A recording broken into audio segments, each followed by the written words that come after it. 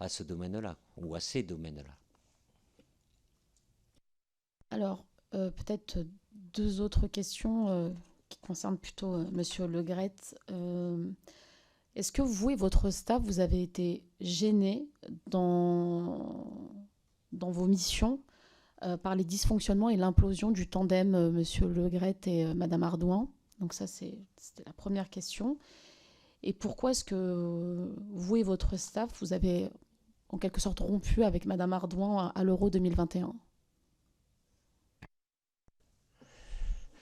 Je rigole, mais je ne devrais pas rigoler. Parce que ce que vous dites, c'est grave. Je ne sais pas d'où vous pouvez affirmer. Non, c'est une question, mais en affirmant ce que vous aviez affirmé, surtout sur la deuxième, oui, une interprétation qui n'est pas du tout la bonne. Dans le fonctionnement, je ne vous cache pas que sur décision du président Noël Le Graët qui avait délégué Florence Ardouin, euh, qui était directrice générale et qui travaillait, il avait mis en mission par rapport à l'équipe de France A masculine.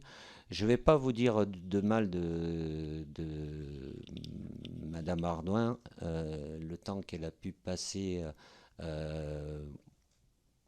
avec nous en équipe de France et de ce qu'elle a pu faire pour permettre de ne pas perdre de temps, de prendre des décisions. Mais c'était une décision de notre président à l'époque, qui était Monsieur Le Graët. Évidemment, quand il y a une période un peu plus trouble, je ne sais pas si c'est le mot, mais où il y a un peu de perturbation, ben, il y avait des habitudes où ça se faisait naturellement. Ben, il y a un fonctionnement qui change sur décision du président. Moi, le maître mot, c'est m'adapter. Et avec mon staff, je me suis adapté, bien évidemment.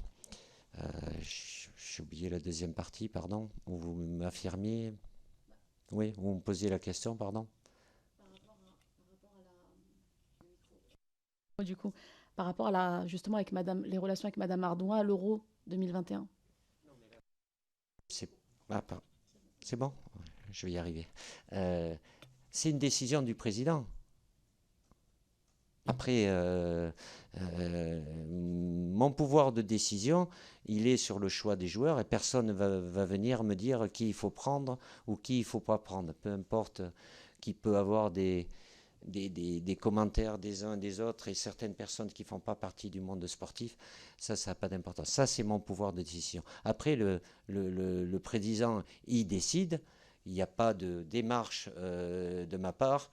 Bon, peut-être à travers ce qui peut être dit et écrit parce que je ne suis pas complètement déconnecté de ce monde-là, que j'aurais pu demander ou quoi que ce soit, ou qu'elle soit plus avec nous. C'est une décision de mon président à l'époque. Il n'y a pas à la discuter. Comme aujourd'hui, avec le nouveau président, si le président est en conférence ou il est devant vous, il va dire quelque chose, je n'ai pas à commenter ce qu'il dit. C'est pas de mon ressort, il est président. Lui, en tant que président, il a des décisions à prendre. Qu'elles me plaisent ou qu'elles ne me plaisent pas, c'est de son ressort. Je vais élargir peut-être un peu plus encore. Le choix des joueurs, il me revient. Mais depuis que je suis sélectionneur, j'ai un staff avec moi. Euh, j'ai la possibilité de proposer, de choisir les personnes qui, je pense, sont le plus compétentes pour être à mes côtés. Mais si j'ai mon président qui me dit, lui, non, c'est pas possible, je ne le prends pas, je peux pas. Et je suis pas. Voilà, il y a une hiérarchie dans tout domaine professionnel. Moi, j'ai fait en sorte, depuis que je suis sélectionneur, à rester dans mon domaine, à avoir mon pouvoir de décision en ce qui concerne le sportif.